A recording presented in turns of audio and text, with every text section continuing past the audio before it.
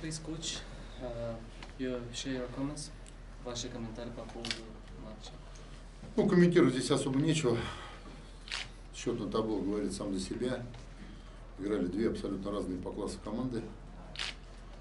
Вот. Тот план на игру, который был нами выработан, и мы к нему готовились и вчера, и сегодня, к сожалению, футболисты даже на 5% его не выполнили, сделали даже все с точностью наоборот. Поэтому, зная, против кого мы играли, и если нарушать игровую дисциплину, если не делать простых футбольных вещей, надеяться на победу в такой игре практически невозможно.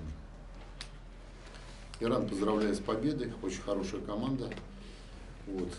Видно было, что они затратили ровно столько сил, сколько нужно было для достижения победы. I have nothing to comment. Today we played two different teams. We didn't follow my plan. We followed only on 5%. I want to congratulate the Iran team.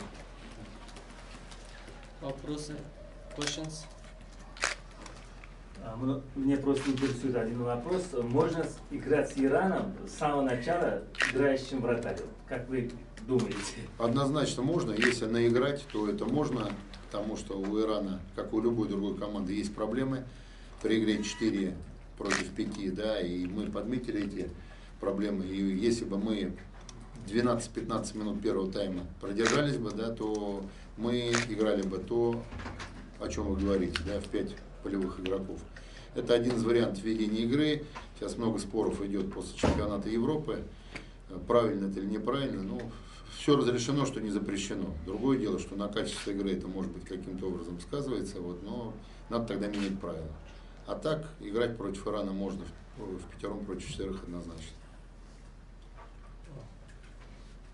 So we could play with Iran 4 versus 5 in this game, but we could start to play this only after the 12 or 30 minutes when when the Iran didn't score.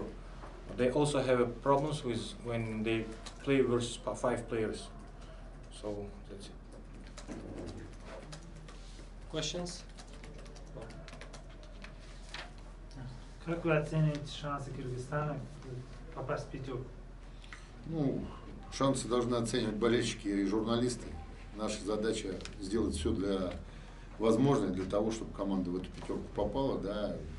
Здесь я считаю, что есть Иран, да, есть Япония, возможно, Таиланд. Это те команды, с которыми играть тяжело. Со всеми остальными командами играть можно. Это показывает игры турнира. The question was about how the coach evaluates the chances of Kyrgyzstan for the 5th qualification ticket for World Cup. So my coach answered that to evaluate the chances, this is for fans and for journalists. It's not for us. We will try to do everything to take a 5th place. Iran, Japan, and Thailand. This is the 3 teams who could to playing versus of whom is very difficult. The other teams are same on the same level. The last question. In the second half, you didn't play so many power plays. Was the aim to keep the score as low as possible ahead of the next game?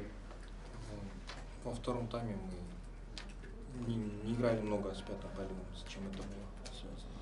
Ну, во-первых, нам надо было дать возможность поиграть футболистам, которые мало играли до этого, это раз. Во-вторых, уже не продиктована это была ситуация, играть в пятером, да, потому что достаточно сложно выстраивать игру, когда счет в матче растет. Поэтому игра в пятером уже больше задумывалась только для того, чтобы футболисты передохнули и набрались сил перед завтрашним матчем. So first of all, I tried to give chance to everybody in my team, especially to players who didn't play enough time on previous games. You know that the score in moment when score is increasing, it's very difficult to do something. And first of all, when I use my power player, first of all I give to the rest to relax to my other players. It was the main aim when I used these players in the second period. This was the answer to the last question. Thank you. Спасибо. Спасибо всем. До свидания. Удачи, выигрывайте.